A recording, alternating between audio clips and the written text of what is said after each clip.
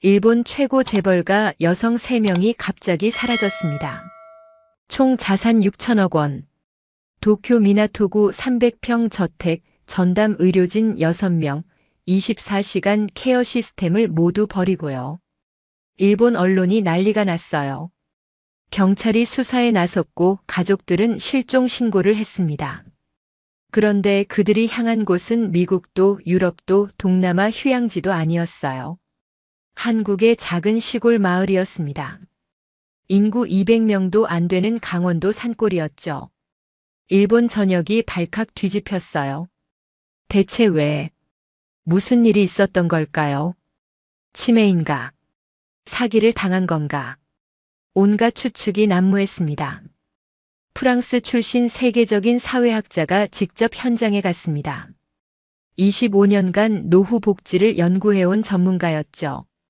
그리고 그녀가 발견한 진실은 전 세계 노인 복지의 상식을 완전히 뒤집어 놓았어요. 3천억 원으로도 살 수 없는 것이 한국 시골에는 있었습니다. 그게 뭐냐고요? 오늘 영상 끝까지 보시면 아시게 됩니다. 눈물 주의하세요. 영상 시작 전 구독 버튼 꾹 눌러주세요. 좋아요랑 알림 설정까지 해주시면 더 좋은 영상으로 찾아뵐게요. 댓글로 여러분 생각도 꼭 남겨주세요. 이 영상이 끝나면 여러분의 노후에 대한 생각이 완전히 바뀔 겁니다. 자, 그럼 시작합니다. 안녕하세요. 저는 마리 르클레르입니다. 프랑스 파리 대학에서 사회학을 가르치는 54살 교수죠. 지난 25년간 노후의 품격이라는 주제 하나만 파고들었습니다. 세계 각국의 고령화 정책을 분석했고 논문만 130편을 썼어요. 그 중에서도 일본은 제 연구의 핵심이었습니다. 완벽한 시스템, 철저한 관리, 세계가 배워야 할 모범 사례라고 늘 강조했죠. 학회에서 발표할 때마다 일본의 개호보험 제도를 칭찬했고 논문마다 일본식 요양원 모델을 추천했습니다. 제 책상 위에는 항상 일본 후생 노동성 보고서가 쌓여 있었어요. 일본은 제 학문적 정체성 그 자체였습니다. 그런데 지금 저는 그 모든 확신이 산산조각 나는 경험을 하고 있습니다. 사건의 시작은 석 달 전이었어요. 일본 후생 노동성에서 이상한 데이터가 올라왔습니다. 고액 자산가 노년층의 해외 이탈률이 전년 대비 300% 상승했다는 거예요. 처음엔 단순한 통계 오류라고 생각했습니다. 일본의 부유층 노인들이 완벽한 복지 시스템을 버리고 떠날 이유가 없으니까요. 도쿄의 고급 실버타운은 호텔 수준이었고 교토의 요양원은 정원이 마치 예술품 같았습니다. 간병인 1명당 노인 2명을 담당하는 세계 최고 수준의 케어 시스템이었죠. 세계 어느 나라도 따라올 수 없는 수준이었습니다. 미국도 독일도 스웨덴도 일본을 벤치마킹했어요. 하지만 구체적인 사례가 들어오기 시작하면서 저는 의자에서 일어날 수가 없었습니다. 일본 대형 종합상사 창업주의 손녀 야마다 하루코 78살. 자산 추정가 3천억 원. 그녀는 도쿄 미나토구에 300평짜리 저택을 소유하고 있었어요. 전담 의료진이 6명, 가사 도우미가 4명이었죠. 매일 아침 전문 영양사가 식단을 짜고 오후에는 물리치료사가 방문했습니다.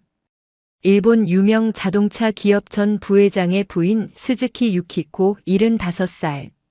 그녀의 남편은 10년 전 세상을 떠났지만 유산으로 남긴 자산만 2천억 원이 넘었습니다. 나고야 외곽에 2,000평 규모의 정원이 딸린 별장이 있었죠. 그리고 일본 최대 제약회사 회장의 여동생 다나카 사치코 79살. 평생 독신으로 살았지만 오빠가 물려준 주식 배당금만으로도 한 해 수입이 50억 원이었어요. 일본 재계의 상징과도 같은 세 여성이 모든 재산을 정리하고 어딘가로 떠났다는 보고였습니다. 그들이 향한 곳은 미국도 유럽도 동남아 휴양지도 아니었습니다. 한국의 작은 농촌 마을이었죠. 강원도 산골짜기에 있는 인구 200명도 안 되는 마을이었어요. 편의점도 없고 병원까지 차로 40분이 걸리는 곳이었습니다.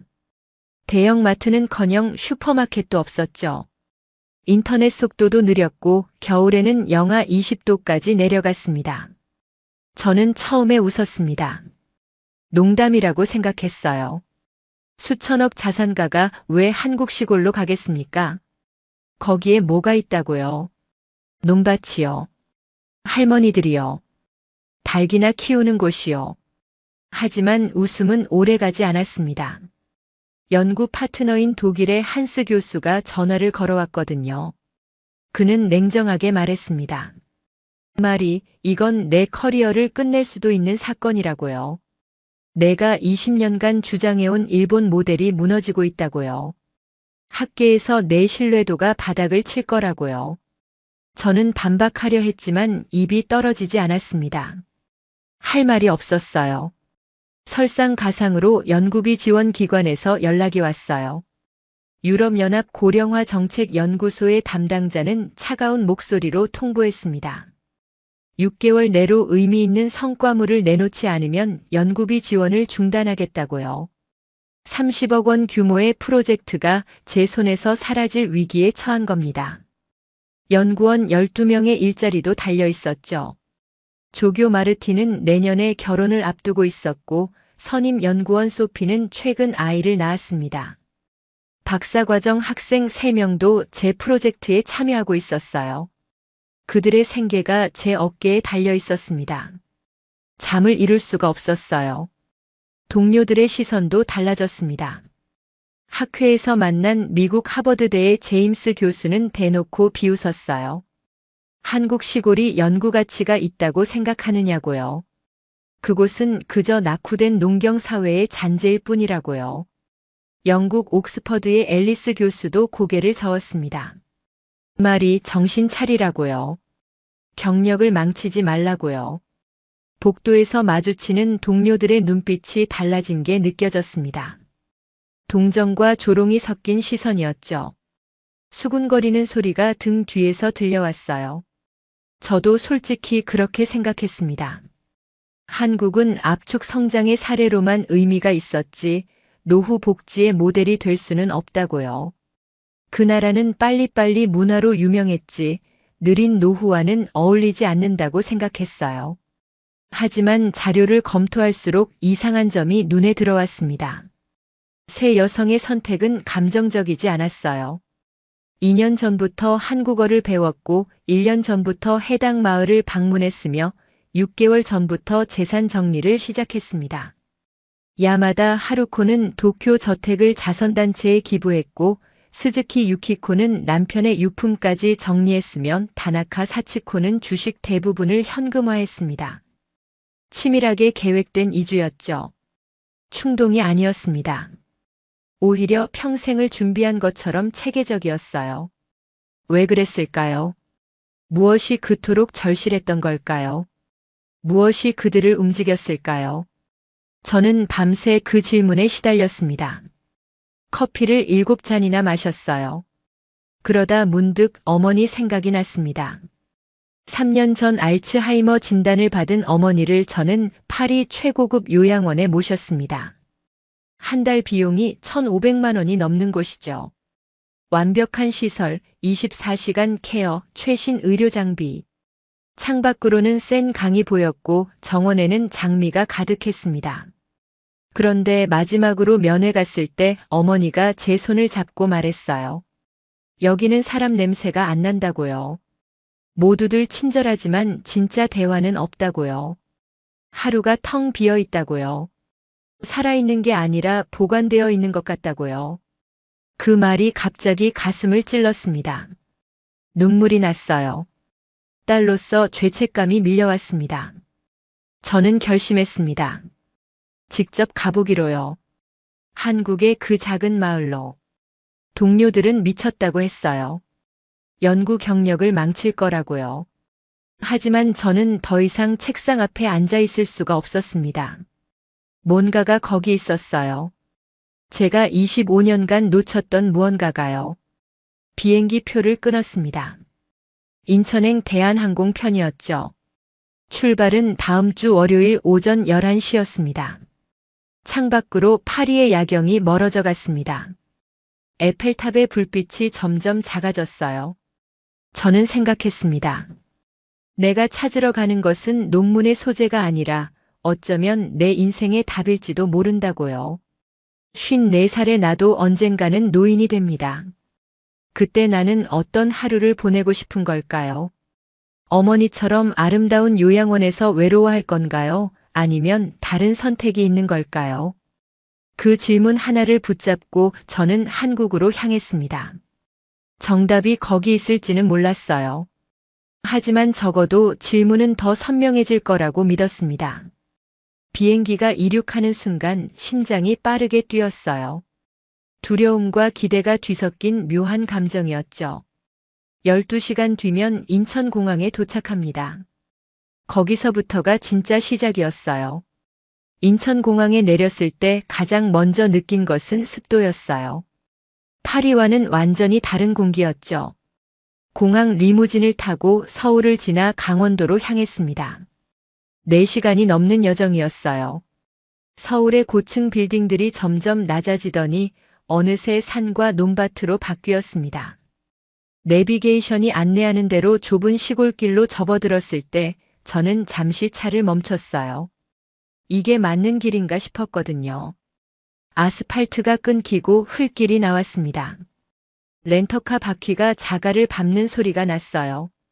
마을 입구에 도착했을 때는 오후 3시였습니다. 가장 먼저 눈에 들어온 것은 낡은 정자나무였어요. 수령이 300년은 됐을 것 같은 거대한 나무가 마을 한가운데 서 있었죠. 그 아래 평상에서 할머니 2분이 앉아 계셨습니다. 저를 보더니 고개를 갸웃거렸어요. 외국인이 이 산골까지 왜 왔나 싶은 표정이었죠. 저는 서툰 한국어로 인사했습니다. 안녕하세요. 저는 프랑스에서 온 연구자입니다. 할머니들은 웃으시며 손짓으로 이리 오라고 했어요. 어디서 왔냐고 밥은 먹었냐고 물으셨죠. 그 질문이 낯설었습니다. 파리에서는 처음 만난 사람에게 밥을 먹었냐고 묻지 않거든요. 그건 너무 사적인 질문이니까요. 마을을 둘러보기 시작했습니다. 인구가 200명도 안 된다고 했는데 실제로 보니 더 적어 보였어요. 집들은 대부분 오래된 한옥이거나 70년대에 지어진 것 같은 슬레이트 지붕 건물이었습니다. 편의점은커녕 구멍가게도 없었어요. 대신 마을 회관 앞에 작은 공동 창고가 있었고 거기서 주민들이 필요한 물건을 나눠 쓰는 것 같았습니다. 그때였어요. 제가 찾던 사람 중 한 명을 발견한 건요. 밭 한가운데서 고무 장갑을 끼고 배추를 옮기는 여성이 있었습니다. 흰 머리카락이 햇살에 반짝였어요.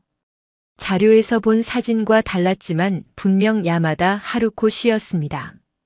3천억 원 자산가가 진흙투성이 장화를 신고 배추를 나르고 있었어요.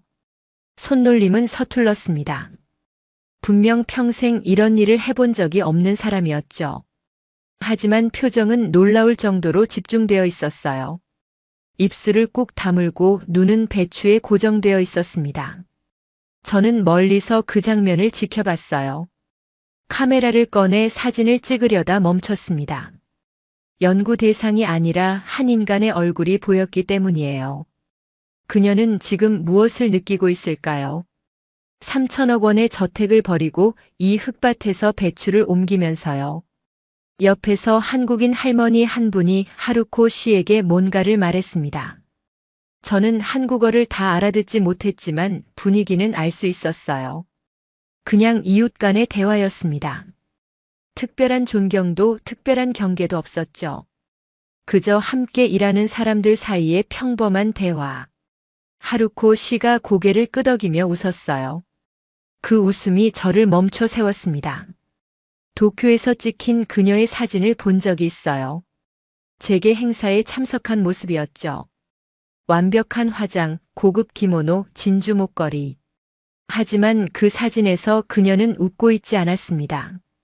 아니, 웃고 있었지만 진짜 웃음이 아니었어요. 사교적인 미소였죠. 지금 이 흙밭에서 짓는 웃음과는 완전히 달랐습니다. 저는 숙소를 찾아 마을 회관으로 갔어요. 이장님이 빈 방 하나를 내어주셨습니다. 한 달에 30만 원이라고 했어요. 파리 아파트 월세의 20분의 1도 안 되는 금액이었죠. 방은 좁았지만 깨끗했습니다. 창밖으로 산이 보였고 해가 질 무렵이면 노을이 방 안까지 들어왔어요. 첫날 밤 저는 잠을 이루지 못했습니다. 너무 조용해서요. 파리에서는 항상 차 소리, 사람 소리, 사이렌 소리가 들렸거든요. 여기는 아무 소리도 없었어요. 가끔 개 짖는 소리, 바람 소리만 들렸습니다. 그 고요함이 처음에는 불편했어요. 마치 세상에서 떨어져 나온 것 같았거든요. 하지만 이틀째 되던 날 그 고요함이 다르게 느껴지기 시작했습니다. 아침 6시에 눈이 떠졌어요. 새소리가 들렸습니다. 창문을 열자 차가운 공기가 방 안으로 들어왔죠. 산 아래로 안개가 깔려 있었고 마을 지붕들이 그 안개 속에 떠 있는 것 같았어요. 저는 그 풍경을 한참 바라봤습니다. 파리의 센 강도 아름답지만 이건 다른 종류의 아름다움이었어요. 뭐라고 해야 할까요? 꾸미지 않은 아름다움이랄까요? 마을 사람들은 일찍 일어났습니다. 7시도 안 됐는데 밭에 나가 있었어요. 저는 커피를 마시려고 했지만 커피가 없었습니다. 대신 이장님 부인이 숭늉을 내어주셨어요. 누룽지를 우린 물이라고 설명해 주셨죠. 처음 마셔보는 맛이었는데 이상하게 편안했습니다. 오전 10시쯤 저는 마을을 다시 돌아다녔어요. 이번에는 메모장을 들고요. 연구자로서 관찰을 시작해야 했거든요. 하지만 이상한 일이 벌어졌습니다. 메모할 게 없었어요. 특별한 시스템이 없었거든요. 일본의 요양원에는 시간표가 있고 프로그램이 있고 담당자가 있습니다. 여기는 그런 게 없었어요. 그냥 사람들이 모여서 일하고 밥 먹고 이야기하는 거였죠. 점심때가 되자 마을 회관 앞에 사람들이 모이기 시작했습니다. 할머니들이 반찬을 들고 나왔어요. 누가 시킨 것도 아닌데 자연스럽게 상이 차려졌습니다. 저도 초대받았어요. 외국에서 온 손님이라고요. 상 위에는 김치, 나물, 된장찌개가 있었습니다. 특별한 음식은 아니었지만 모든 게 손으로 만든 것이었어요. 그 식탁에서 저는 세 번째 일본 여성을 만났습니다. 다나카 사치코 씨였어요. 79살 평생 독신으로 살았다는 그분이요. 그녀는 옆에 앉은 한국인 할머니와 서툰 한국어로 대화하고 있었습니다. 주제는 고추 농사였어요. 올해 고추가 잘 안 됐다는 이야기였죠. 50억 원 연수입이 있던 사람이 고추 농사 걱정을 하고 있었습니다. 저는 그 장면을 보며 생각했어요. 이게 뭐지? 이게 대체 뭐란 말인가요? 연구 가설이 하나도 맞지 않았습니다. 저는 그들이 특별한 대우를 받고 있을 거라고 예상했어요. VIP 같은 존재, 마을의 후원자 같은 역할이요. 하지만 그런 건 없었습니다. 그들은 그냥 마을 사람이었어요. 특별하지도 특별하지 않지도 않은 그냥 함께 사는 이웃이었습니다. 밥을 먹고 나서 사치코 씨에게 다가갔어요. 저는 프랑스에서 온 사회학자라고 소개했습니다. 연구 목적으로 왔다고요. 그녀는 제 말을 듣더니 조용히 웃었어요. 그리고 말했습니다. 연구할 게 없을 거라고요. 여기는 그냥 사는 곳이라고요. 그 말이 이상하게 마음에 남았습니다. 그냥 사는 곳. 단순한 말이었지만 왠지 깊은 의미가 있는 것 같았어요. 해가 질 무렵 저는 마을 뒤편 언덕에 올라갔습니다. 거기서 마을 전체가 내려다 보였어요. 작은 집들, 논밭, 정자나무, 그리고 천천히 걸어다니는 사람들. 파리에서 본 고급 요양원과는 정반대의 풍경이었죠. 시설도 없고 프로그램도 없고 전문 인력도 없었습니다. 하지만 뭔가가 다르다는 걸 느꼈어요. 아직 정확히 뭔지는 몰랐지만요. 그날 밤 저는 처음으로 파리의 어머니에게 전화를 걸었습니다. 요양원 직원이 대신 받았어요. 어머니는 주무시고 계신다고 했죠. 저는 전화를 끊고 한참을 앉아 있었습니다. 이 마을의 노인들은 지금 뭘 하고 있을까요? 아마 각자의 집에서 각자의 하루를 정리하고 있겠죠. 마을에 머문 지 닷새째 되던 날이었어요. 저는 드디어 세 번째 일본 여성, 스즈키 유키코 씨를 만났습니다. 75살 일본 유명 자동차 기업 전 부회장의 미망인이죠. 그녀는 마을 회관 앞에서 다른 할머니들과 함께 앉아 있었어요. 손에는 바늘과 실이 들려 있었습니다. 뭔가를 꿰매고 있었죠. 가까이 다가가 보니 낡은 이불이었어요. 솜이 삐져나온 부분을 수선하고 있더라고요. 저는 충격을 받았습니다. 2천억 원 자산가가 이불 수선을 하고 있다니요. 일본에서라면 상상도 할 수 없는 장면이었어요. 아니, 프랑스에서도 마찬가지죠. 부유한 노인이 직접 바느질을 한다고요. 그건 하인이 할 일이지 본인이 할 일이 아니잖아요.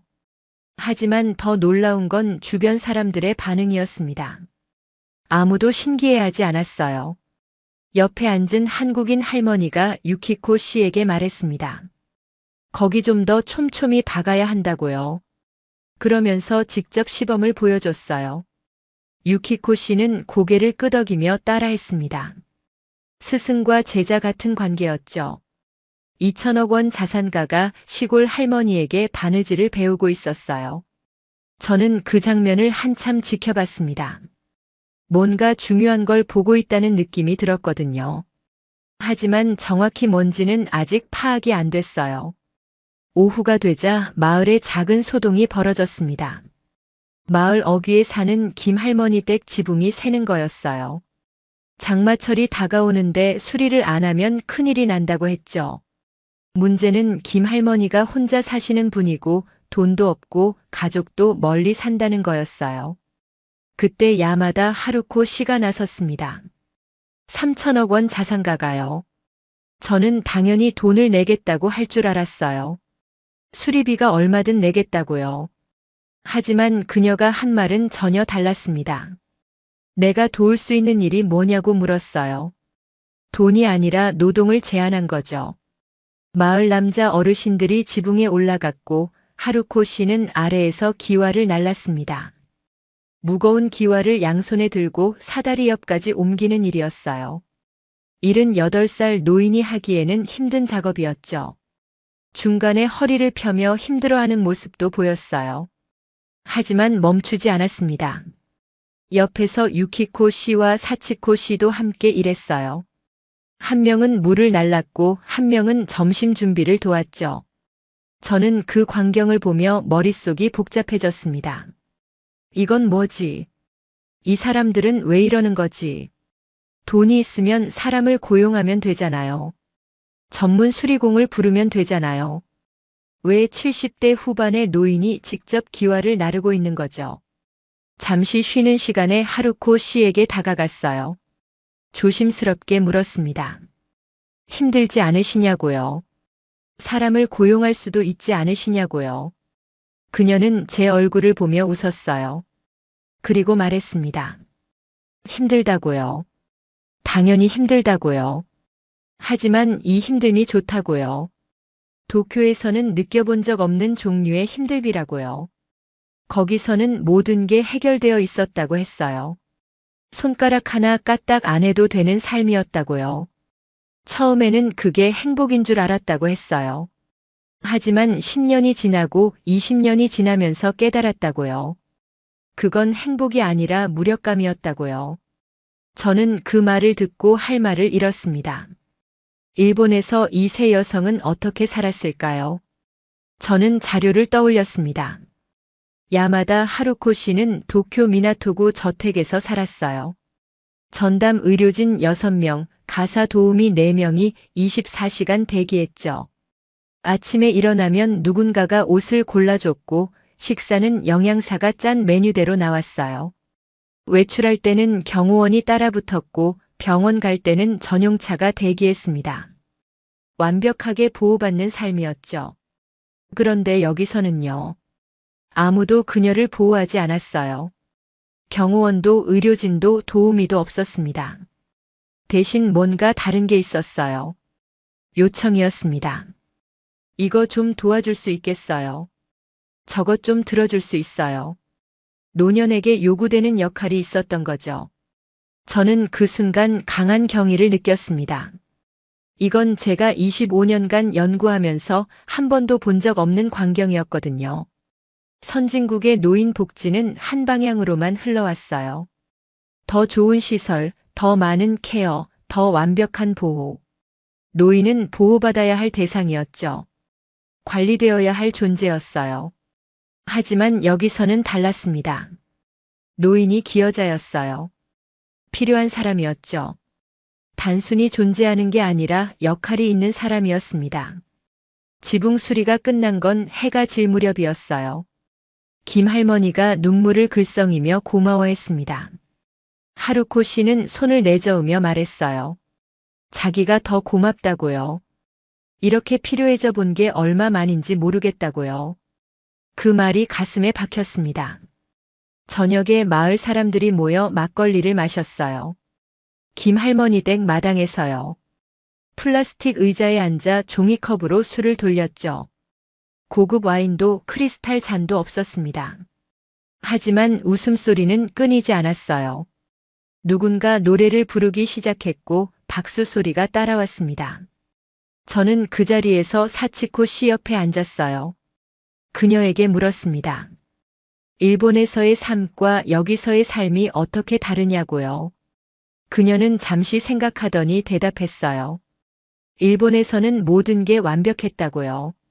너무 완벽해서 자기가 필요 없었다고요. 아침에 눈을 떠도 할 일이 없었고 저녁에 잠들 때도 한 일이 없었다고요. 하루가 텅 비어 있었다고요. 여기서는 다르다고 했어요. 아침에 눈을 뜨면 할 일이 있고 저녁에 잠들 때는 피곤하다고요. 그 피곤함이 좋다고 했어요. 살아있다는 느낌이 든다고요. 저는 그 말을 메모장에 적었습니다. 손이 떨렸어요. 이건 단순한 인터뷰 내용이 아니었거든요. 제 25년 연구의 기반을 흔드는 말이었습니다. 완벽한 시스템이 오히려 인간을 무력하게 만든다니요. 보호가 아니라 고립을 만든다니요.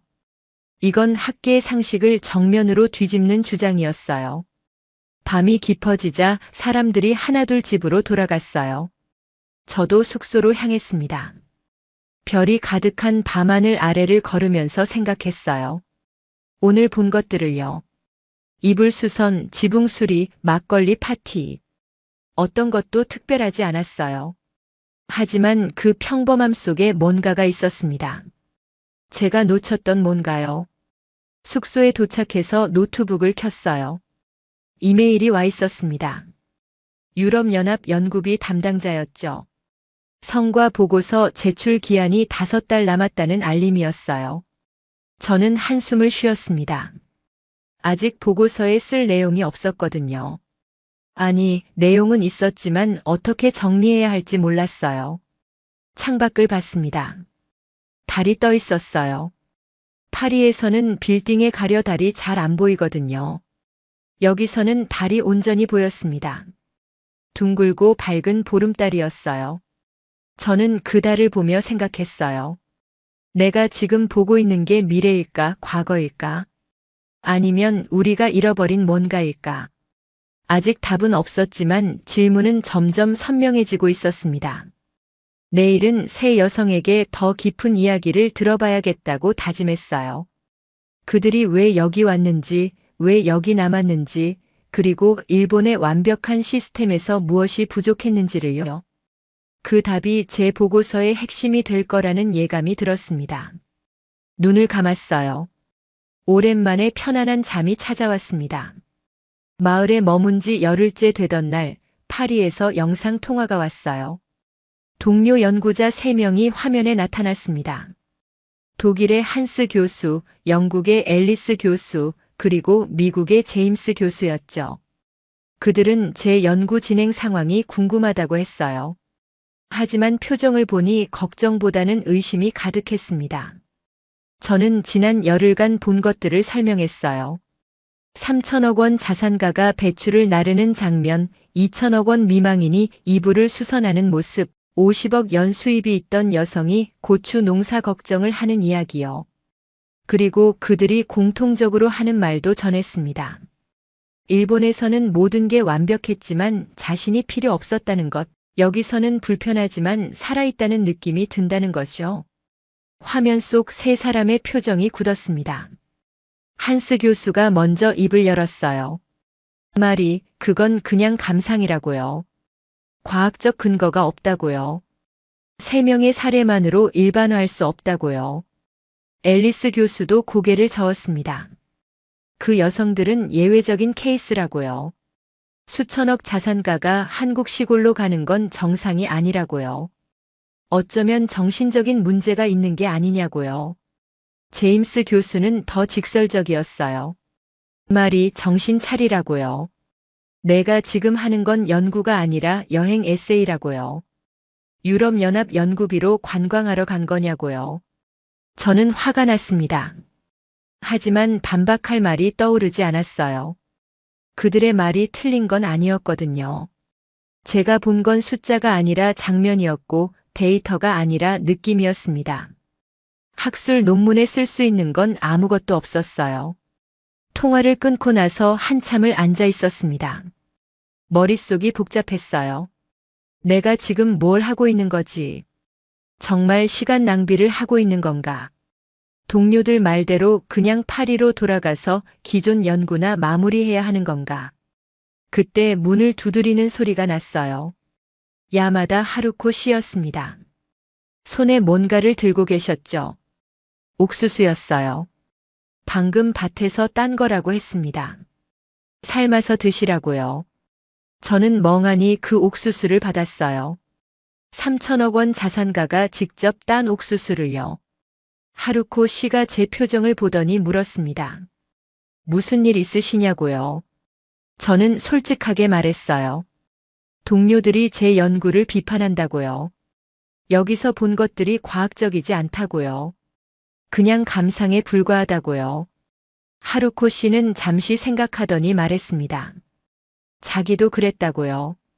일본에서 가장 과학적인 시스템 안에 있었다고요. 모든 게 숫자로 관리됐다고요. 혈압, 혈당, 콜레스테롤, 수면 시간, 운동량. 매일 측정하고 매주 보고서가 나왔다고요. 완벽했다고 했어요. 하지만 그 완벽한 숫자들 사이에서 자기는 점점 사라져갔다고요. 숫자는 건강했지만 자기 자신은 아팠다고요. 저는 그 말을 듣고 뭔가가 스쳐 지나가는 느낌을 받았어요. 하루코 씨가 계속 말했습니다. 여기 오고 나서 혈압이 조금 올랐다고요. 콜레스테롤도 높아졌다고요. 숫자만 보면 건강이 나빠진 거라고 했어요. 하지만 자기는 20년 만에 처음으로 기분이 좋다고요. 아침에 눈을 뜨는 게 기대된다고요. 오늘 뭘 할지 궁금하다고요. 그게 숫자로 측정되냐고 제게 물었어요. 저는 대답하지 못했습니다. 하루코 씨가 자리에서 일어나며 말했어요. 연구자분이 뭘 찾으러 왔는지 모르겠지만 숫자만 보면 절대 찾지 못할 거라고요. 여기 있는 사람들은 숫자 밖에서 살고 있다고요. 그리고 그게 바로 우리가 여기 온 이유라고요. 그녀는 옥수수를 테이블에 놓고 나갔습니다. 문이 닫히는 소리가 유난히 크게 들렸어요. 저는 한참을 그 자리에 앉아 있었습니다. 하루코 씨의 말이 머릿속을 맴돌았어요. 숫자 밖에서 산다는 게 무슨 뜻일까요? 저는 25년간 숫자로 세상을 이해해왔습니다. 평균 수명, 건강 지표, 만족도, 설문, 삶의 질 점수. 모든 걸 숫자로 바꿔서 비교하고 분석했죠. 그게 과학이라고 믿었어요. 하지만 이 마을에서는 그 방식이 통하지 않았습니다. 그날 밤 저는 오래 생각했어요. 한스 교수의 말이 맞았습니다. 제가 본 건 과학적 데이터가 아니었어요. 하지만 하루코 씨의 말도 맞았습니다. 숫자로 측정되지 않는 것들이 있었어요. 행복, 존엄, 의미, 소속감, 필요해지는 느낌. 이런 것들은 설문지로 측정할 수 없었습니다. 하지만 분명히 존재했어요. 제가 직접 봤으니까요. 눈앞에서 사람들이 웃고 일하고 서로를 도우며 살아가는 걸 봤으니까요. 다음 날 아침 저는 마을을 다시 돌아다녔습니다. 이번에는 메모장 없이요. 그냥 보고 싶었어요. 연구자가 아니라 한 사람으로서요. 마을 어귀에서 스즈키 유키코 씨를 만났어요. 그녀는 한국인 할머니와 함께 걷고 있었습니다. 두 사람은 팔짱을 끼고 천천히 걸었어요. 가끔 웃음소리가 들렸죠. 뭔 얘기를 하는지는 몰랐지만 분위기는 알 수 있었어요. 오래된 친구 같았습니다. 2천억 원 자산가와 시골 할머니가 친구가 될 수 있다니요. 일본에서는 아니 프랑스에서도 상상할 수 없는 장면이었어요. 오후에는 다나카 사치코 씨를 만났습니다. 그녀는 마을 회관에서 아이들에게 종이접기를 가르치고 있었어요. 방과 후에 모인 초등학생 대여섯 명이었죠. 사치코 씨는 서툰 한국어로 설명하고 아이들은 깔깔거리며 따라했습니다. 한 아이가 학을 접었는데 사치코 씨가 박수를 치며 칭찬했어요. 아이의 얼굴이 환하게 빛났습니다. 그 장면을 보는 사치코 씨의 표정도 마찬가지였어요. 저는 깨달았습니다. 이건 숫자로 설명할 수 없는 게 아니었어요. 숫자로 설명하면 안 되는 거였습니다. 다른 언어가 필요했어요. 다른 프레임이 필요했죠. 기존의 복지 연구는 효율성과 안전성만 측정했습니다. 하지만 인간에게는 그것만으로 부족했어요. 역할이 필요했고 연결이 필요했고 필요해지는 느낌이 필요했습니다. 그날 저녁 저는 노트북을 열고 새로운 문서를 만들었어요. 제목은 이렇게 적었습니다. 안전과 존엄은 같은 방향이 아닐 수 있다. 손이 떨렸지만 멈추지 않았어요. 밤새 글을 썼습니다. 동료들이 뭐라고 하든 유럽연합이 뭐라고 하든 저는 제가 본 것을 써야 했어요. 그게 연구자로서의 양심이었습니다. 새벽 4시에 창밖을 봤어요. 동이 트기 시작했습니다. 산 위로 붉은 빛이 번지고 있었죠. 저는 그 풍경을 보며 생각했어요. 내가 지금 쓰고 있는 글이 학계에서 인정받을지는 모르겠다고요. 하지만 적어도 진실에 가깝다는 건 알았어요. 완벽한 시스템이 인간을 구하지 못한다는 것, 불완전한 연결이 오히려 사람을 살린다는 것. 이건 제가 25년간 연구하면서 처음 발견한 진짜 답이었습니다. 커피를 한 잔 내렸어요. 김이 모락모락 올라왔습니다. 창밖으로 마을이 보였어요.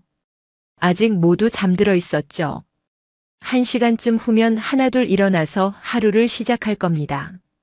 하루코 씨는 밭에 나갈 거고 유키코 씨는 바느질을 할 거고 사치코 씨는 아이들을 만날 거예요. 각자의 역할이 있는 하루가 시작되는 거죠. 저는 그 평범한 하루들이 얼마나 귀한지 이제야 알게 됐습니다.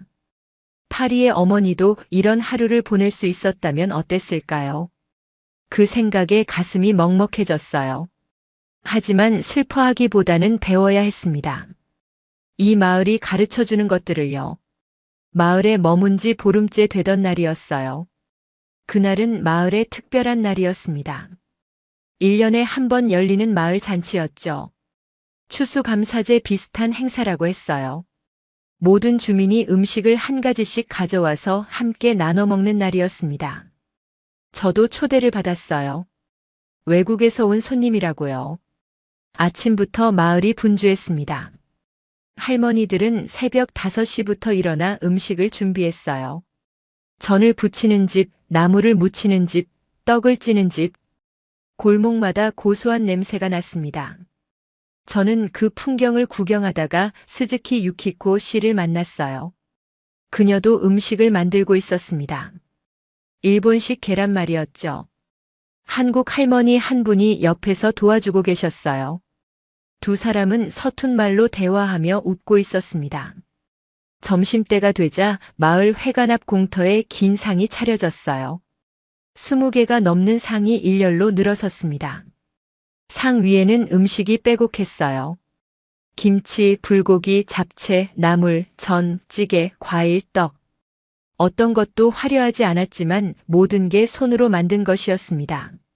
마트에서 산 반찬이 하나도 없었어요. 사람들이 모여들기 시작했습니다. 70대, 80대 어르신들이 대부분이었지만 젊은 부부 몇 쌍과 아이들도 있었어요. 마을을 떠났다가 이 행사를 위해 돌아온 사람들이라고 했습니다. 상 앞에 앉을 자리가 부족할 정도였죠. 저는 구석에 앉으려고 했어요. 외국인이고 손님이니까요. 하지만 야마다 하루코 씨가 제 손을 잡고 가운데로 데려갔습니다. 여기 앉으라고요. 손님이 구석에 앉으면 안 된다고요. 저는 어색했지만 그 자리에 앉았어요. 양옆으로 한국인 할머니들이 앉으셨죠. 한 분은 제 접시에 음식을 계속 올려주셨고 다른 분은 제 한국어 실력을 칭찬해 주셨어요. 식사가 시작됐습니다. 특별한 의식은 없었어요. 그냥 먹기 시작했습니다. 하지만 분위기가 달랐어요. 파리의 고급 레스토랑에서 느꼈던 것과는 완전히 다른 분위기였죠. 거기서는 모두가 자기 접시에만 집중했어요. 여기서는 달랐습니다.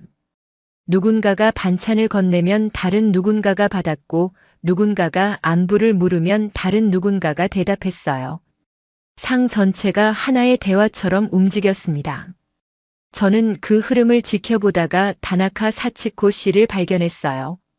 그녀는 상의 반대편 끝에 앉아 있었습니다. 옆에는 8살쯤 되어 보이는 남자아이가 있었죠. 아까 종이 접기를 가르쳐 줬던 아이들 중 하나였어요. 사치코 씨가 아이의 접시에 음식을 덜어주고 있었습니다. 아이는 까르르 웃으며 먹었어요. 평생 독신으로 살았다는 79살 여성이 누군가의 할머니처럼 보였습니다. 그때였어요. 결정적인 순간이 찾아온 건요. 스즈키 유키코 씨가 갑자기 젓가락을 내려놓았습니다. 그리고 눈을 감았어요. 주변이 조용해졌습니다. 무슨 일인가 싶어서 모두 그녀를 바라봤죠. 유키코 씨의 눈에서 눈물이 흘러내렸어요. 조용히 소리 없이요. 옆에 앉은 한국인 할머니가 그녀의 등을 두드렸습니다. 괜찮으냐고 물었어요. 유키코 씨가 눈을 뜨고 말했습니다. 목소리가 떨렸어요. 이렇게 밥을 먹어본 게 평생 처음이라고요. 남편이 살아있을 때도 시어머니와 함께 살 때도 이런 밥상은 없었다고요. 도쿄의 저택에서는 혼자 밥을 먹었다고요. 가사 도우미가 차려준 완벽한 식사를 넓은 식탁에 혼자 앉아서 먹었다고요. TV를 틀어놓고 아무 말 없이요. 20년 동안 그랬다고요. 그녀가 상 위를 둘러봤습니다. 수십 명의 사람들, 20개가 넘는 반찬, 웃음소리, 대화소리. 그리고 말했어요. 이게 밥을 먹는 거였다고요. 이게 식사라는 거였다고요. 75년을 살면서 처음 알았다고요. 저는 그 순간 고개를 숙였습니다. 연구자로서가 아니라 한 사람으로서요. 눈물이 났어요. 2천억 원을 가진 여성이 평생 처음으로 제대로 된 식사를 하고 있었습니다.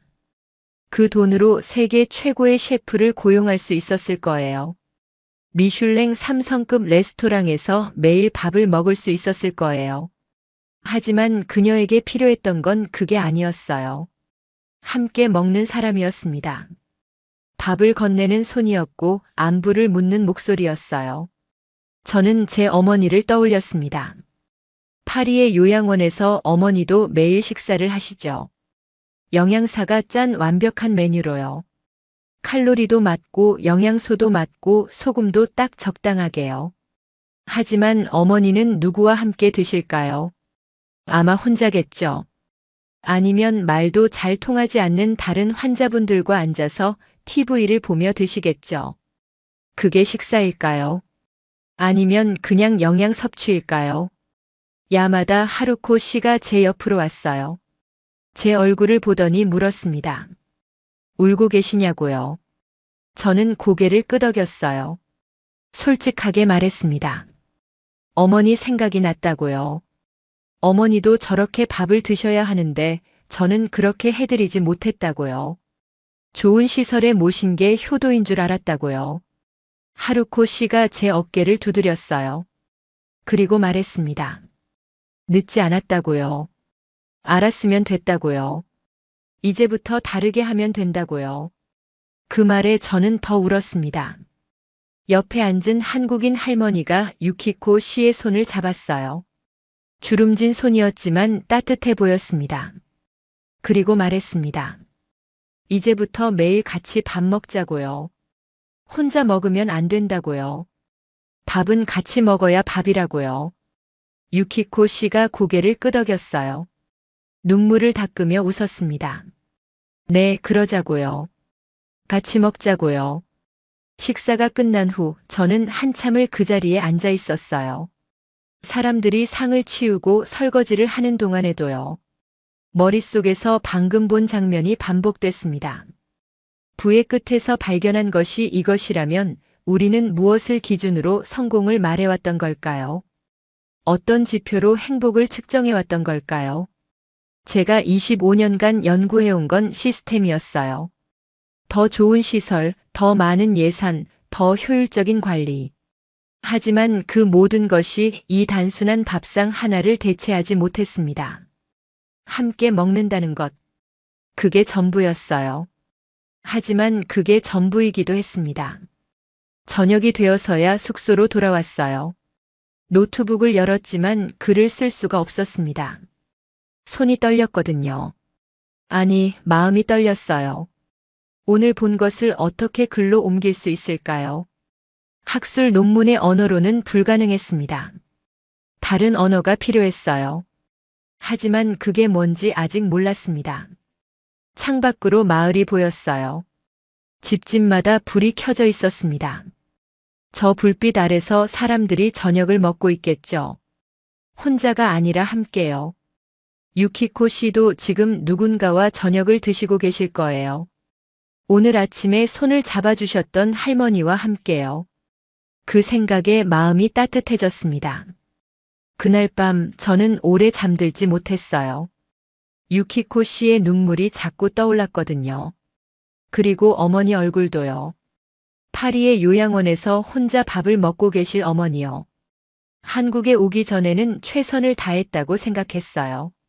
최고의 시설, 최고의 서비스. 하지만 이제 알았습니다.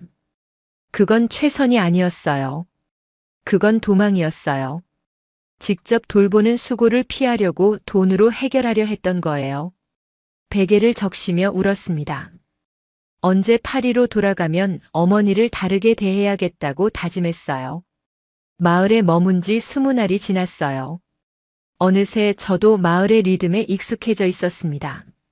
아침 6시에 일어나 숭늉을 마시고 오전에는 마을을 돌아다니며 사람들과 이야기하고 점심은 마을 회관에서 함께 먹고 오후에는 숙소에서 글을 쓰고 저녁에는 누군가의 집에 초대받아 밥을 먹었어요. 파리에서의 일상과는 완전히 다른 하루였습니다.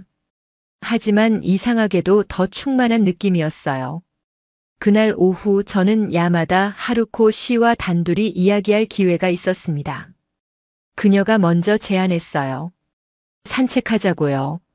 마을 뒤편에 작은 오솔길이 있는데 거기가 좋다고요. 저는 따라 나섰습니다. 오솔길은 소나무 숲 사이로 나 있었어요. 발밑에서 솔잎 밟히는 소리가 났습니다. 공기가 상쾌했어요. 하루코 씨가 천천히 걸으며 말했습니다. 도쿄에서는 이렇게 걸어본 적이 없다고요. 항상 차를 타고 다녔다고요. 경호원이 따라다녔고 목적지까지 최단 시간에 도착하는 게 중요했다고요. 산책이라는 개념 자체가 없었다고 했어요. 저는 물었습니다. 왜 여기로 오셨냐고요? 그 많은 곳 중에 왜 하필 한국의 시골이었냐고요. 하루코 씨가 잠시 걸음을 멈췄어요. 하늘을 올려다봤습니다. 소나무 사이로 파란 하늘이 보였죠. 그녀가 말했어요. 편안함을 버리려고 온 게 아니라고요. 편안함만 남은 삶을 떠나려고 온 거라고요. 저는 그 말의 의미를 곱씹었습니다. 하루코 씨가 설명을 이어갔어요. 도쿄에서의 삶은 완벽하게 편안했다고요. 아침에 눈을 뜨면 도우미가 커튼을 열어줬고 아침 식사가 준비되어 있었고 그날 일정이 정리되어 있었다고요. 병원 예약, 미용실 예약, 손님 접대 일정. 모든 게 다른 사람들이 정해줬다고요. 자기가 결정할 건 아무것도 없었다고 했어요. 처음에는 그게 편했다고요. 나이가 드니까 귀찮은 게 싫어지잖아요. 하지만 10년이 지나고 20년이 지나면서 깨달았다고요. 자기가 사라지고 있다는 걸요. 저는 고개를 끄덕였습니다. 이해가 됐어요.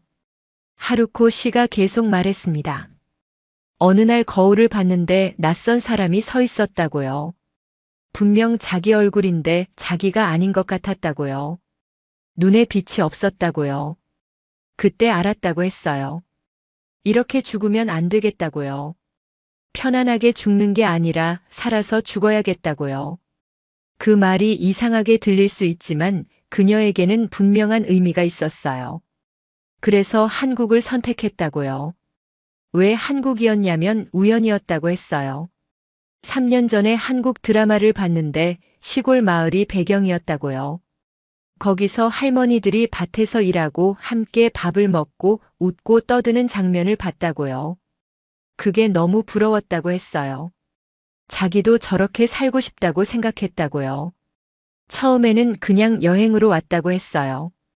이 마을에 일주일 머물렀는데 떠나기가 싫었다고요. 그래서 한 달을 더 있었고 그 한 달이 6개월이 됐고 결국 영원히 남기로 했다고요. 유키코 씨와 사치코 씨도 비슷한 과정이었다고 했어요. 셋이 따로 왔다가 여기서 만났다고요. 일본에서는 서로 알았지만 친하지 않았다고요. 같은 계층이었지만 진짜 대화를 나눈 적은 없었다고요. 여기서 처음으로 친구가 됐다고 했어요. 저는 물었습니다. 후회하신 적 없으시냐고요. 3천억 원의 재산을 정리하고 300평 저택을 버리고 이 작은 시골에 사는 게요. 하루코 씨가 웃었어요. 단 한 번도 없다고요. 오히려 왜 더 일찍 오지 않았나 후회한다고요. 20년을 낭비했다고요. 텅 빈 저택에서 혼자 앉아있던 그 시간들을요. 오솔길 끝에 작은 정자가 있었어요. 거기 앉아서 마을을 내려다봤습니다. 하루코 씨가 말했어요. 여기서는 매일 할 일이 있다고요. 오늘은 배추를 심어야 하고 내일은 고추를 따야 하고 모레는 김장 준비를 해야 한다고요. 별것 아닌 일들이지만 그게 하루를 채워준다고요. 도쿄에서는 하루가 텅 비어 있었는데 여기서는 하루가 꽉 차 있다고요. 그리고 덧붙였어요. 무엇보다 여기서는 자기가 필요하다고요. 누군가 도움을 요청하면 달려가고 누군가 아프면 걱정하고 누군가 기뻐하면 함께 웃는다고요. 그게 삶이라고요. 도쿄에서는 자기가 없어도 아무도 몰랐을 거라고요. 도우미들은 계속 출근했을 거고 의사는 계속 왕진을 왔을 거고 세상은 그대로 돌아갔을 거라고요. 하지만 여기서는 다르다고요. 자기가 없으면 누군가 걱정할 거라고요. 그 느낌이 얼마나 소중한지 모른다고요. 저는 그 말을 듣고 한참 생각했어요. 존엄이라는 단어가 떠올랐습니다. 학술적으로 존엄은 인간의 기본 권리를 의미해요. 하지만 하루코 씨가 말하는 존엄은 달랐습니다. 필요해지는 것, 역할이 있는 것, 누군가에게 의미 있는 존재가 되는 것. 그게 진짜 존엄이었어요. 정자에서 내려오는 길에 스즈키 유키코 씨를 만났어요. 그녀는 마을 아이들과 함께 걷고 있었습니다. 아이들이 그녀의 손을 잡고 깔깔거렸어요.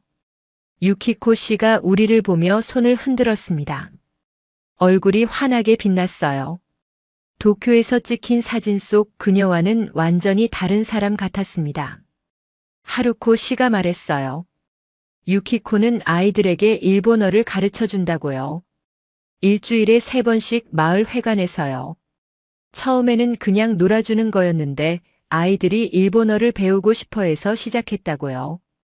지금은 아이들이 간단한 인사말은 다 할 수 있다고 했어요. 유키코 씨가 그 일을 얼마나 좋아하는지 모른다고요.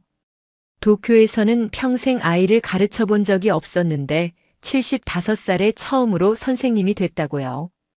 다나카 사치코 씨도 마찬가지라고 했어요. 사치코 씨는 마을 어르신들에게 체조를 가르쳐 준다고요. 젊었을 때 무용을 배웠는데 그 경험을 살려서 간단한 스트레칭을 알려준다고요. 매일 아침 7시에 마을 회관 앞에서 10명 정도가 모여서 체조를 한다고 했어요. 사치코 씨가 앞에서 동작을 보여주면 다들 따라하는 거죠. 80 가까운 나이에 마을의 체육 선생님이 된 거예요. 저는 감탄했습니다. 이 세 여성은 단순히 은퇴한 게 아니었어요. 새로운 삶을 시작한 거였습니다. 도쿄에서는 돈으로 모든 걸 해결했지만 여기서는 몸으로 직접 했어요. 그리고 그 과정에서 자신의 가치를 다시 발견한 거죠. 숙소로 돌아오는 길에 저는 깨달았습니다. 이 세 여성은 편안함을 버린 게 아니었어요. 편안함만 남은 삶을 버린 거였습니다. 대신 존엄을 선택한 거였어요. 스스로 하루를 채우고 누군가에게 필요해지는 삶. 그것은 선언이 아니라 매일의 실천이었습니다. 말로 하는 게 아니라 행동으로 보여주는 거였어요. 배추를 심고 이불을 꿰매고 아이들을 가르치고 체조를 이끄는 것. 그 모든 작은 행동들이 모여서 존엄이 되는 거였습니다. 저녁에 노트북을 열었습니다. 제목을 바꿨어요. 기존 제목은 안전과 존엄은 같은 방향이 아닐 수 있다였는데 새 제목은 존엄을 선택한 사람들이었습니다. 이게 더 정확했어요. 제가 본 건 시스템의 실패가 아니라 인간의 선택이었거든요. 가장 완벽한 시스템 안에서도 인간은 행복하지 않을 수 있다는 것, 가장 불편한 환경에서도 인간은 존엄할 수 있다는 것. 이게 제가 이 마을에서 배운 가장 중요한 교훈이었습니다. 마을에 머문 지 한 달이 다 되어가고 있었어요. 파리로 돌아갈 날이 가까워지고 있었습니다. 연구비 보고서 제출 기한도 3달밖에 남지 않았죠. 하지만 이상하게도 떠나고 싶지 않았어요. 이 마을에서 더 있고 싶었습니다. 더 보고 싶었고 더 배우고 싶었어요. 그날 아침 저는 마을을 천천히 걸었습니다. 한 달 전 처음 도착했을 때 걸었던 길이었어요. 그때는 모든 게 낯설었죠. 흙길도 낡은 집들도 느린 시간도요. 하지만 지금은 달랐습니다. 이 풍경이 익숙해졌어요. 아니, 익숙해진 것 이상이었습니다. 편안해졌어요. 반 옆을 지나가다가 멈췄습니다. 익숙한 장면이 눈에 들어왔거든요. 야마다 하루코 씨가 고무 장갑을 끼고 배추를 다듬고 있었어요. 한 달 전 처음 봤던 그 장면이었습니다. 하지만 뭔가 달라져 있었어요. 손놀림이요. 한 달 전에는 서툴렀는데 지금은 자연스러웠습니다. 옆에 있는 한국인 할머니와 속도가 비슷했어요. 두 사람이 나란히 앉아 배추를 다듬는 모습이 마치 오래된 친구 같았습니다. 저는 멀리서 그 장면을 지켜봤어요. 한 달 전에도 이렇게 지켜봤었죠. 그때는 충격이었습니다. 3천억 원 자산가가 왜 저러고 있나 싶었어요. 하지만 지금은 다르게 보였습니다. 저게 바로 삶이구나 싶었어요. 필요한 일을 하고 누군가와 함께하고 하루를 채우는 것. 그게 인간에게 필요한 전부였어요. 하루코 씨가 저를 발견하고 손을 흔들었습니다. 이리 오라는 손짓이었어요. 저도 손을 흔들었어요. 그녀가 웃었습니다. 그 웃음이 한 달 전과는 달랐어요. 더 깊어졌달까요? 더 진짜 같았달까요? 눈가에 주름이 깊게 잡혔지만 그 주름이 아름다워 보였습니다. 오후에 숙소로 돌아와서 생각에 잠겼어요. 저는 25년간 전 세계의 노년층을 연구해 왔습니다. 일본, 미국, 독일, 스웨덴, 프랑스. 소위 선진국이라 불리는 나라들의 노인 복지 시스템을 분석했죠.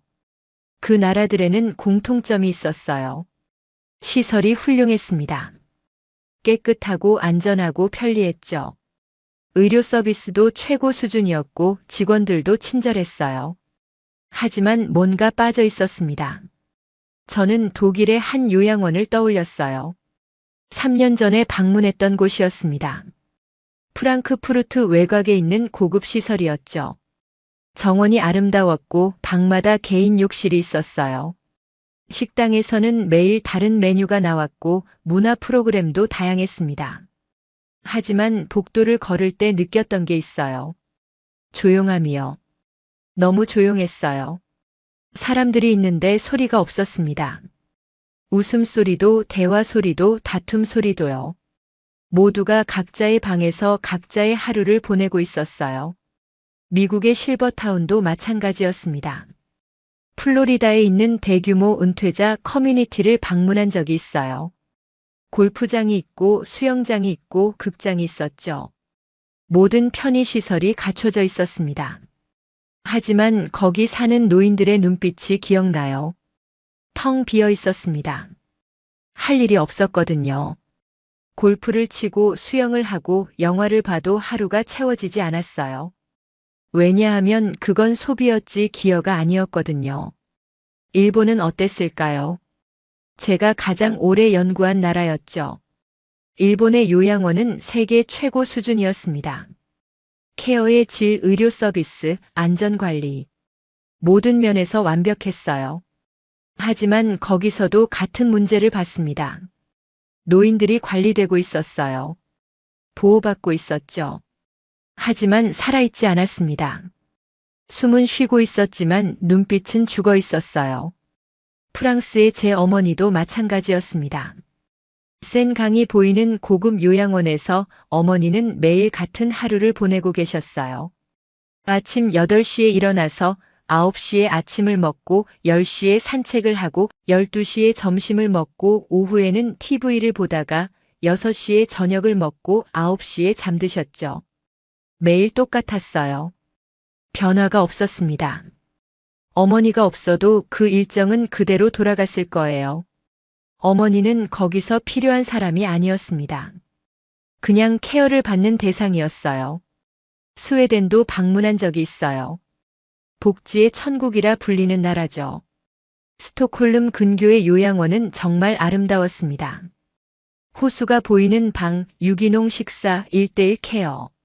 하지만 거기서도 노인들은 수동적이었어요. 모든 게 제공됐거든요. 할 일이 없었습니다.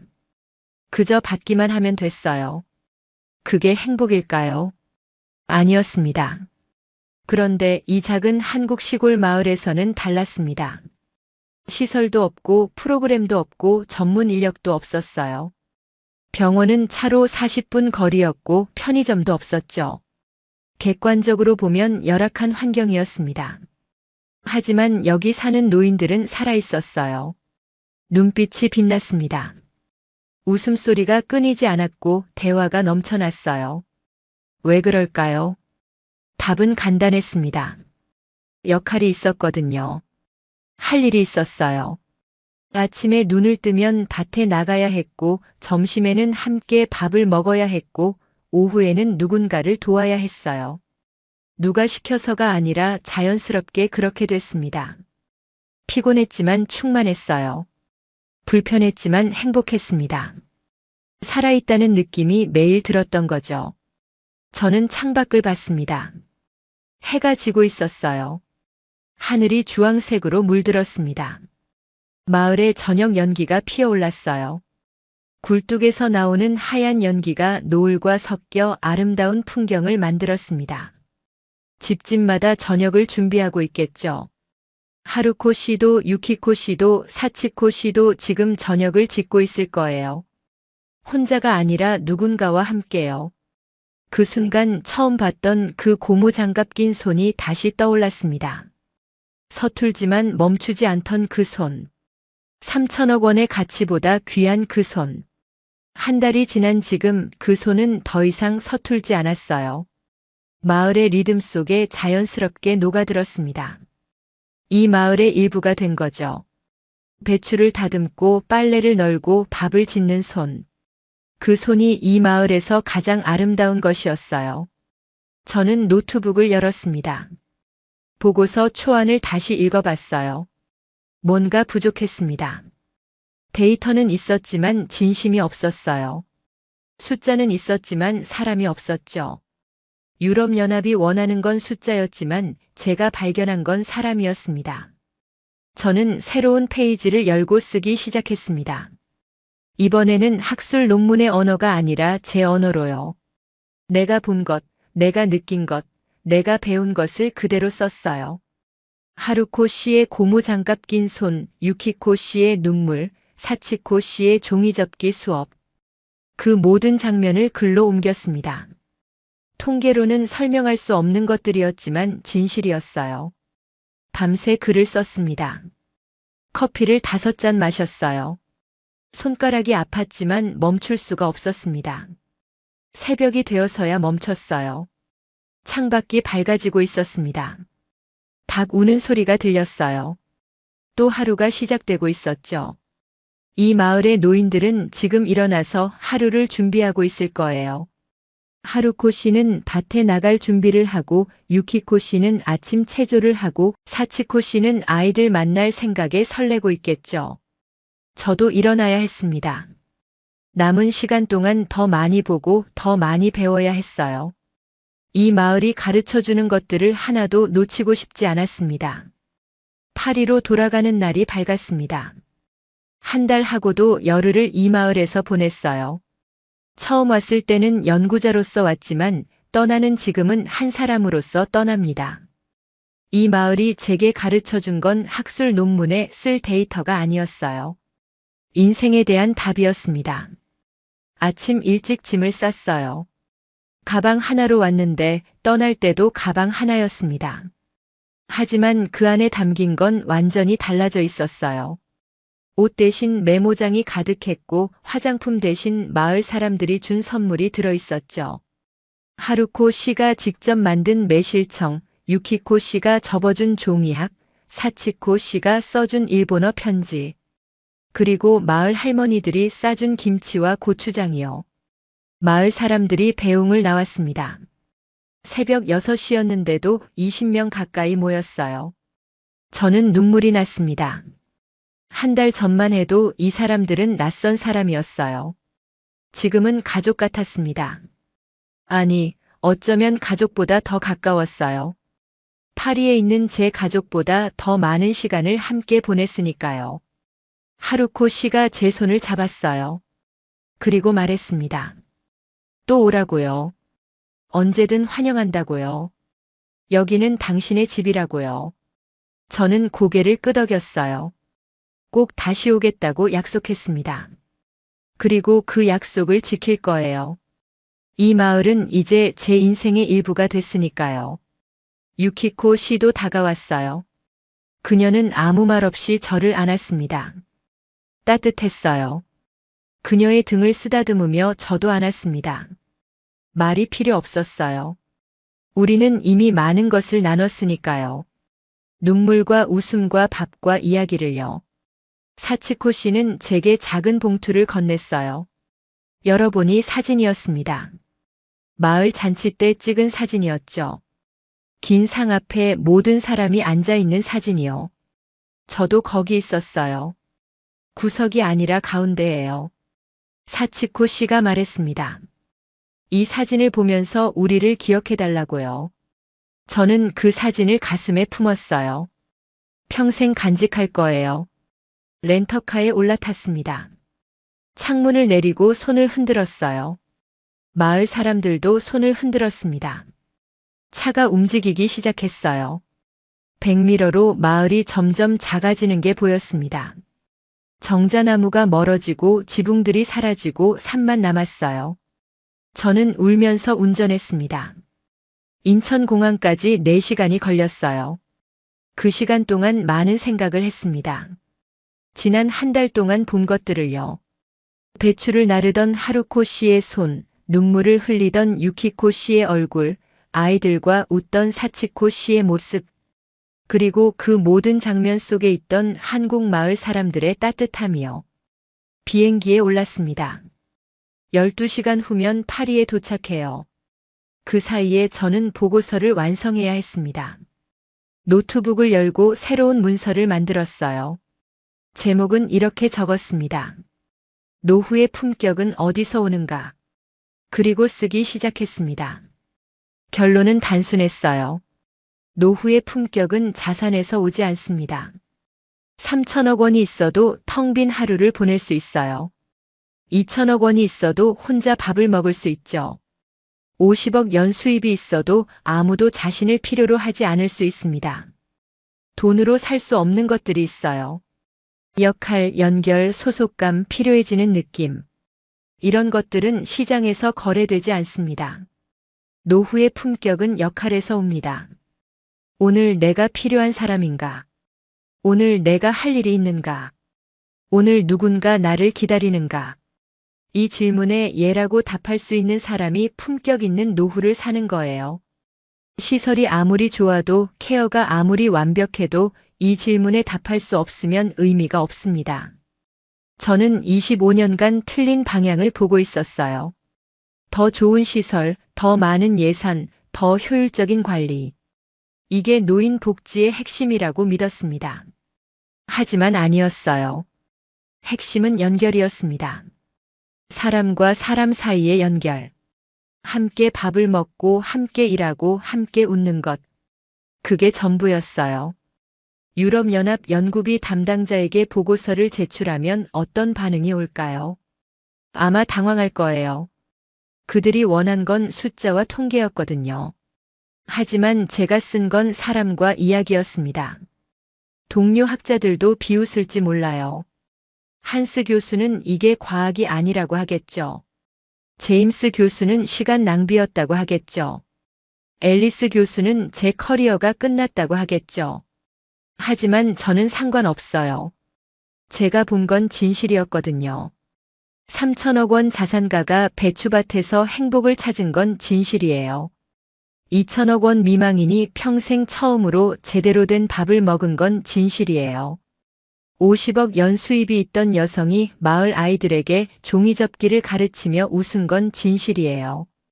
이 진실을 숫자로 증명할 수는 없지만 제가 직접 봤습니다. 그게 증거예요.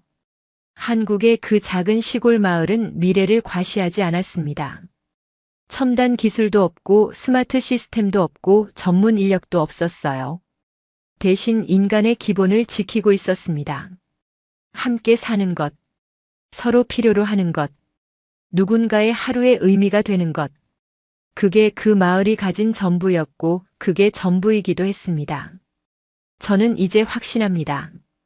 가장 앞서간 사회는 가장 느린 곳에서 태어날 수 있다는 것을요. 기술이 아니라 태도에서, 시스템이 아니라 관계에서, 효율이 아니라 온기에서요. 빠른 것만이 좋은 게 아니에요. 느린 것 속에 답이 있을 수 있습니다. 그 한국 마을이 보여준 건 과거가 아니라 미래였습니다. 우리가 잃어버린 미래, 우리가 되찾아야 할 미래요. 파리에 도착하면 제일 먼저 어머니를 만나러 갈 거예요. 요양원에서 데려와서 함께 밥을 먹을 거예요. 혼자가 아니라 함께요. TV를 끄고 마주 앉아서요. 그리고 매주 한 번은 꼭 찾아뵐 거예요. 어머니가 필요한 건 최고급 시설이 아니라 딸의 손이었다는 걸 이제야 알았거든요. 보고서를 다 쓰고 창밖을 봤습니다. 구름 위로 해가 떠오르고 있었어요. 새로운 하루가 시작되고 있었습니다. 저도 새로운 시작을 할 거예요. 연구자로서도 딸로서도 한 사람으로서도요. 한국의 작은 마을이 제게 가르쳐준 것들을 잊지 않을 거예요. 노후의 품격은 자산이 아니라 역할에서 온다는 것. 완벽한 시스템보다 불완전한 연결이 낫다는 것. 가장 중요한 건 오늘 내가 필요한 사람인가라는 질문이라는 것을요. 비행기가 파리에 착륙했습니다. 새로운 삶이 시작됐어요. 저는 달라진 사람이 됐습니다. 한국의 작은 마을이 저를 바꿔놓았어요. 그리고 저는 이 이야기를 세상에 전할 거예요. 더 많은 사람들이 알아야 하니까요. 노후의 진짜 의미를, 품격의 진짜 뜻을요. 공항을 나서면서 휴대폰을 켰어요. 어머니 요양원에 전화를 걸었습니다. 오늘 저녁에 면회 가겠다고요. 그리고 어머니를 모시고 밖에서 저녁을 먹겠다고요. 직원이 놀란 목소리로 물었어요. 갑자기 웬일이시냐고요? 저는 웃으며 대답했습니다. 그냥 함께 밥을 먹고 싶어서라고요. 밥은 같이 먹어야 밥이라는 걸 배웠거든요. 한국의 작은 마을에서요. 택시를 타고 파리 시내로 향했어요. 창밖으로 에펠탑이 보였습니다. 한 달 전에는 이 풍경이 일상이었는데 지금은 다르게 보였어요. 아름답지만 어딘가 차가웠습니다. 한국 마을의 정자나무가 그리웠어요. 그 나무 아래서 웃던 사람들이 그리웠습니다. 언젠가 다시 돌아갈 거예요. 제 두 번째 고향으로요. 프랑스 학자가 발견한 건 단순한 연구 결과가 아니었습니다. 인생의 답이었어요. 노후의 품격은 돈에서 오지 않습니다. 역할에서 옵니다. 오늘 내가 필요한 사람인가? 오늘 내가 할 일이 있는가? 오늘 누군가 나를 기다리는가? 이 질문에 답할 수 있는 곳이 진짜 선진국이에요. 일본의 완벽한 시스템도, 프랑스의 고급 요양원도, 미국의 거대한 실버타운도, 독일의 최첨단 복지시설도 이걸 주지 못했습니다. 수십억, 수백억을 들여도 살 수 없는 것이었어요. 하지만 한국의 작은 시골 마을은 달랐습니다. 거기에는 함께 밥을 먹는 사람들이 있었고 서로를 필요로 하는 이웃이 있었어요. 아침에 눈을 뜨면 할 일이 있었고 저녁에 잠들 때는 보람이 있었습니다. 그게 전부였지만 그게 전부이기도 했어요. 세계가 한국을 주목하는 이유가 여기 있습니다. K-팝도 아니고 반도체도 아니고 드라마도 아니에요. 사람을 사람답게 만드는 힘, 공동체의 온기, 함께 사는 기술. 그게 한국에 있었습니다. 우리가 잃어버린 줄 알았던 것들이 한국 시골에는 살아 있었어요. 여러분은 어떻게 생각하시나요? 댓글로 의견 꼭 남겨주세요. 이 영상이 도움이 되셨다면 좋아요 부탁드리고요. 구독과 알림 설정도 잊지 마세요. 다음 영상에서 더 감동적인 이야기로 찾아뵙겠습니다. 시청해주셔서 감사합니다. 감사합니다. 감사합니다. 감사합니다. 감사합니다. 감사합니다.